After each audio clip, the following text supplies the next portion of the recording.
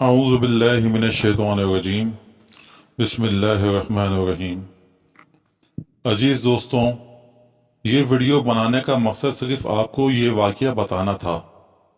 میں نے اپنی ہر ممکن کوشش کی کہ یہ واقعہ آسان سے آسان لفظوں میں لکھ سکوں۔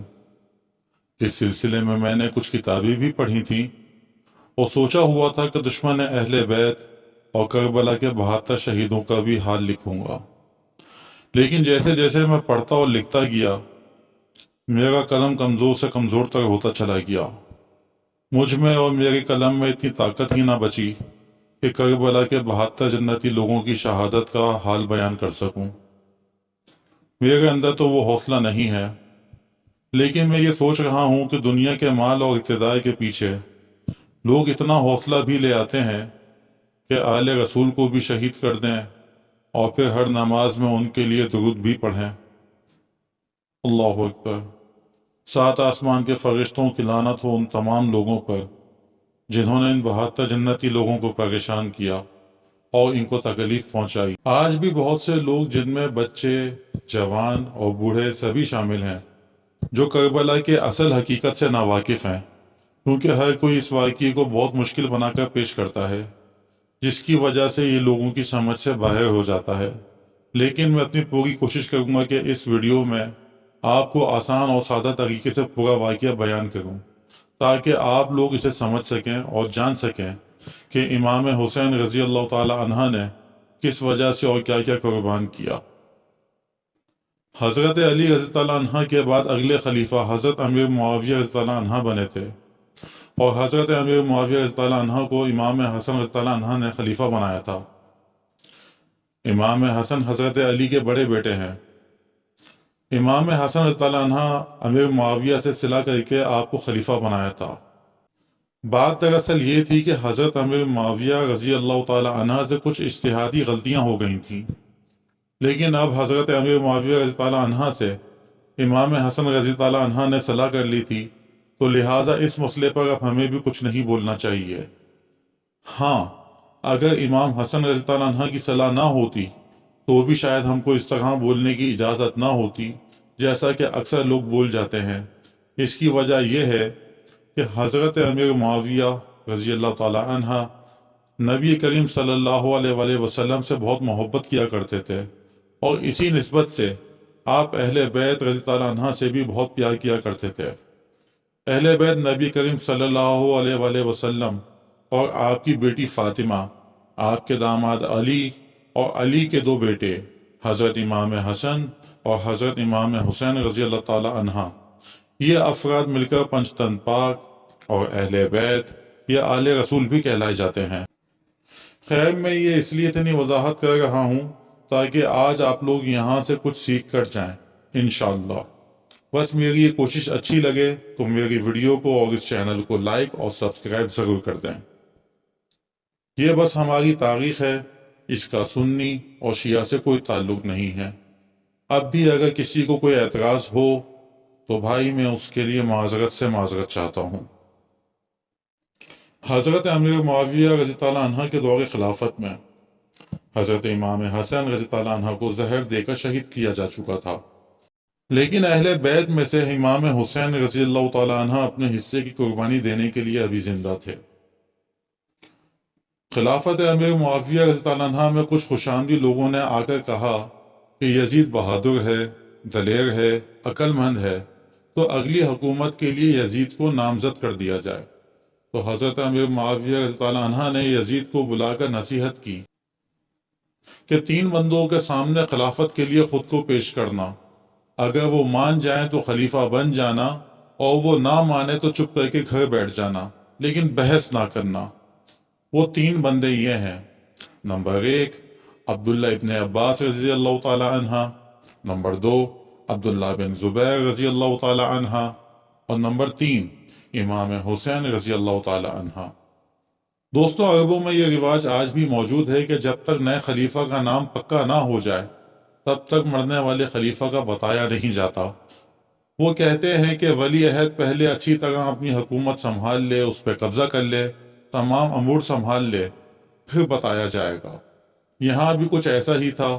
حضرت امیر معاویہ رضی اللہ تعالی عنہ انتقال کر چکے تھے، اور دوسری طرف یزید جو انتہائی شاطر اور چالاک تھا، ایک تو یہ کہ اس نے بتایا نہیں، اور پھر دوسری طرف اس نے مدینہ کے گورنر ولید بن عتبہ کو خط لکھا اور حکم دیا عبداللہ ابن عباس رضی اللہ تعالیٰ عنہ کو بلا کر کہو کہ وہ میری یعنی یزید کی بیعت کرے۔ اب تھوڑا ذرا یہ بھی جان لیں کہ بیعت ہے کیا۔ بیعت کا مطلب ہرگز یہ نہیں ہوتا کہ آپ سامنے والے کا ہاتھ پکڑ کے بول دیں کہ میں نے تجھے خلیفہ مان لیا، پھر آپ کو جو کرنا ہو کرتے رہو، ایسا نہیں ہے۔ بیعت دراصل ایک طرح کا حلف ہوتا ہے کہ میں اللہ اور اس کے رسول صلی اللہ علیہ وآلہ وسلم کے نام پر تجھے اپنا خلیفہ مانتا ہوں اور کبھی بھی تیرے خلاف بغاوت نہیں کروں گا۔ ہم کو بتانے والے یہ نہیں بتاتے ہیں، دراصل یہ آج کل ہمارا ووٹنگ سسٹم اس حلف نامے کا ہی جدید ترین شکل ہے۔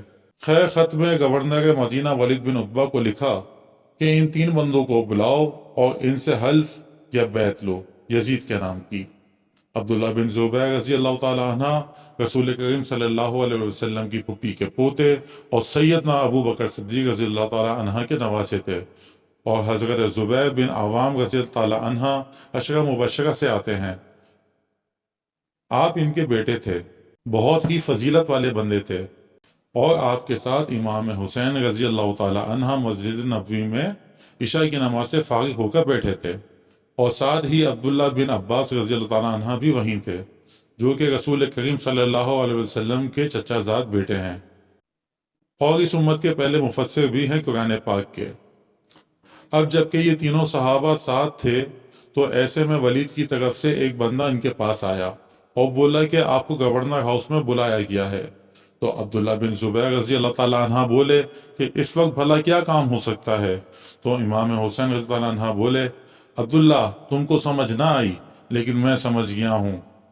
یقیناً امیر معاویہ رضی اللہ عنہ فوت ہو چکے ہیں، اور مجھے یزید کی بیعت کے لیے بلایا گیا ہے۔ عبداللہ بن زبیر رضی اللہ تعالیٰ عنہ بولے، آپ آدھی رات میں نہ جائیں، آپ کے لیے خطرہ ہو سکتا ہے۔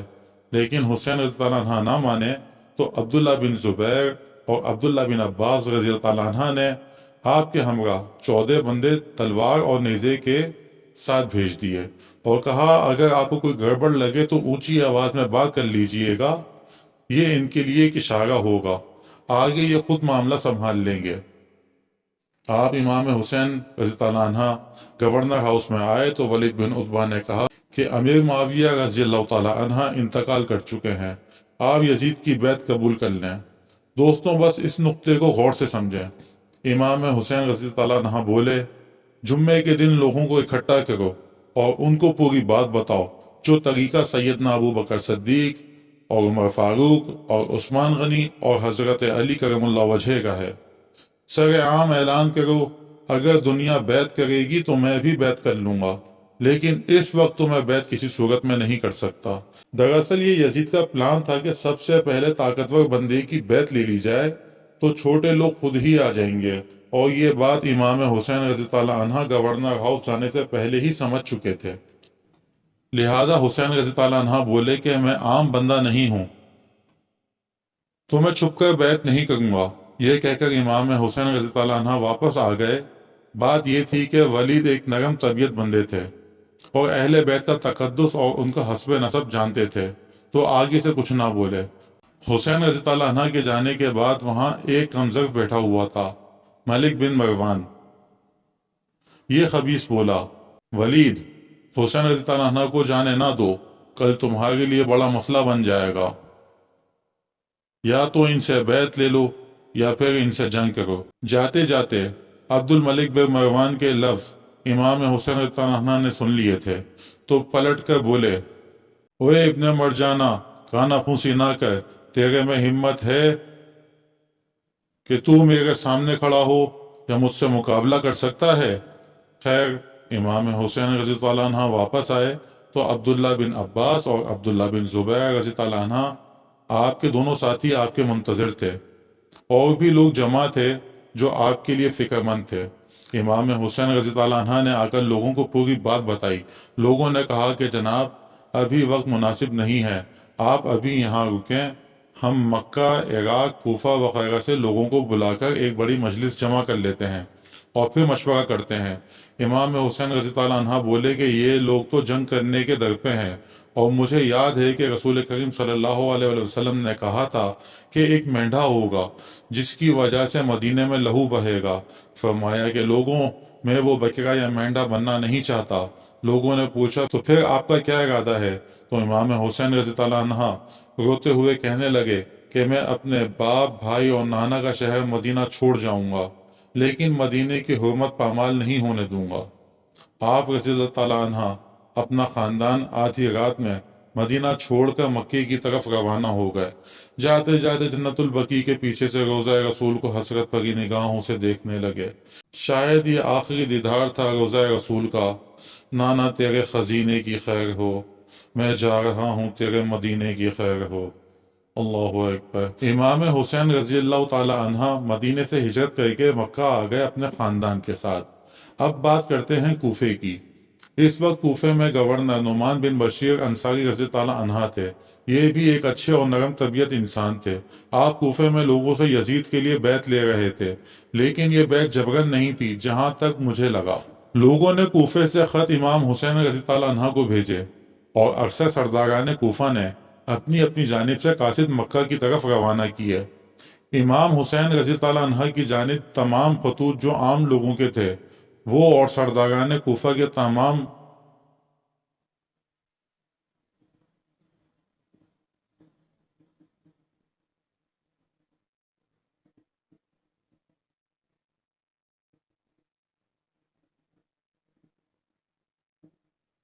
تمام خطوط جو عام لوگوں کے تھے، اور وہ سرداران کوفے کا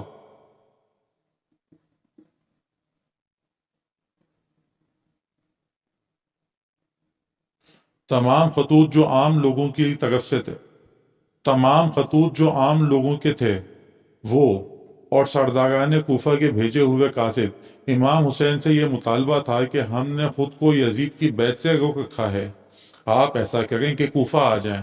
ادھر مکے میں امام حسین رضی اللہ عنہ کو جب اچھی بڑی تعداد میں اتنے خط ملے اور اتنے قاصد آئے، تو امام حسین رضی اللہ عنہ نے مکہ میں لوگوں کو جمع کر کے مشورہ کیا۔ لوگوں نے آپ رضی اللہ عنہ سے کہا کہ کوفے کے لوگ بھروسہ کرنے کے لائق نہیں ہیں، اور حالات بھی وہاں کے آپ کے حق میں ٹھیک نہیں ہے، بہتر یہی ہے کہ آپ وہاں نہ جائیں۔ امام حسین رضی اللہ عنہ نے کہا ایسا تو ہو نہیں سکتا کہ ایک شخص اسلام کے خلاف کھڑا ہو اور محمد صلی اللہ علیہ وسلم کا نواسہ دیکھتا رہے۔ لیکن جب لوگوں نے بہت اصرار کیا تو امام حسین رضی اللہ عنہ نے اپنے چچا زاد بھائی مسلم بن عقیل رضی اللہ تعالی عنہ سے کہا کہ آپ کوفہ جائیے اور وہاں کے حالات سے مجھے آگاہ کریں، اگر وہاں کے حالات اچھے ہوں تو ہم بھی وہیں آ جائیں گے۔ مسلم بن عقیل رضی اللہ عنہ بہت سمجھدار انسان تھے۔ آپ کوفے کی طرف روانہ ہو گئے۔ دوسری طرف یزید کے چمچوں میں سے ایک شخص عبداللہ بن مسلم بن شعبہ کوفے کے گورنر نعمان بن بشیر رضی اللہ عنہ کے پاس گیا اور بولا، یہاں ملک میں فساد پھیلا ہوا ہے، اور تو یا تو کمزور ہے یا جان کر کمزور بن رہا ہے۔ نعمان رضی اللہ عنہ نے جواب دیا، اس طاقت سے جس میں خدا کی سرکشی ہے، اس سے میں کمزور اچھا، مجھے خدا کے حلقہ اطاعت سے باہر نہیں کرتی۔ عبید اللہ بن مسلم نے یہ جواب خط میں لکھ کر یزید کو روانہ کر دیا۔ مسلم بن عقیل رضی اللہ عنہ کوفہ آ چکے تھے، اور لوگ جوک در جوک ان کے ہاتھ پر امام حسین رضی اللہ عنہ کی بیعت کر رہے تھے، اور بیعت کے لیے آنے والوں کا حال یہ تھا کہ ایک دن میں تقریباً 12 سے 17 ہزار لوگوں نے مسلم بن عقیل رضی اللہ عنہ کے ہاتھ پر بیعت کی۔ لوگوں نے مسلم بن عقیل رضی اللہ عنہ سے کہا، یہ تو پہلا دن ہے، ابھی 2-4 دن دیکھیں کیا ہوتا ہے۔ 4 دن میں 40,000 لوگوں نے بیعت کر لی۔ انہی لوگوں میں سے کچھ یزید کے چمچے بھی تھے۔ انہوں نے یزید کو خط لکھا کہ یہاں یہ حال ہے کہ مسلم بن عقیل رضی اللہ عنہ کا، اور اگر ایسا ہی چلتا رہا تو چند دن میں یہ لوگ کوفے کے گورنر نعمان بن بشیر کو ہٹا کر مسلم بن عقیل رضی اللہ عنہ کو بٹھا دیں گے۔ یزید کو جب یہ دونوں خط ملے تو اس نے اپنے مسیحی غلام کو بلوایا۔ یہ یزید کا خاص بندہ تھا اور اس کے آزاد کردہ غلاموں میں سے ایک تھا، اور یزید اسی سے صلاح مشورہ کیا کرتا تھا۔ یزید نے اس کو تمام صورتحال سے آگاہ کیا تو غلام نے بولا کہ اگر اس وقت حضرت امیر معاویہ رضی اللہ عنہ زندہ ہوتے تو کیا تم اس کی بات مانتے؟ یزید بولا ہاں کیوں نہیں؟ تو غلام بولا تو یہ بات بھی میری مانیے کہ کوفے کی گورنری سے نعمان بن بشیر کو معزول کر کے اس کی جگہ ابن زیاد کو مقرر کر دیں۔ ابن زیاد بصرہ کا گورنر تھا، لیکن یزید کسی بات پر اس سے خوش نہیں تھا۔ اسی وجہ سے یزید ابن زیاد کو بصرہ سے بھی ہٹانا چاہتا تھا، لیکن بات یہ تھی کہ ابن زیاد ایک خبیث صفت انسان تھا۔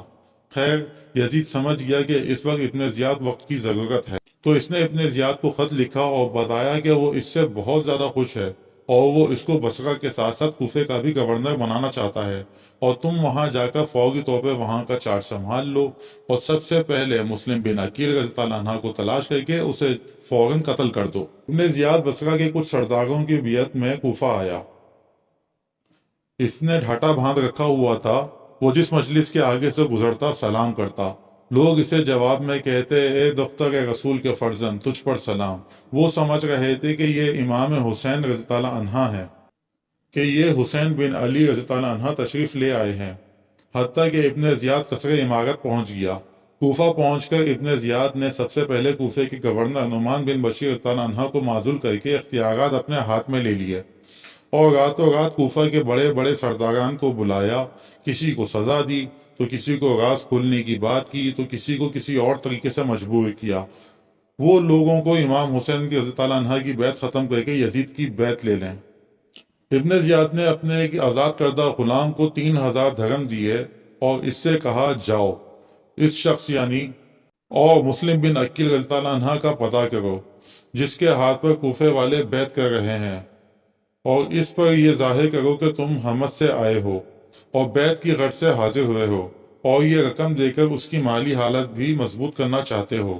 وہ غلام بڑی احتیاط سے کھوج میں لگا رہا، حتیٰ کہ وہ اس بوڑھے آدمی کے پاس پہنچ گیا جو بیعت کے سلسلے میں امام حسین کے معاملے میں کام کر رہا تھا۔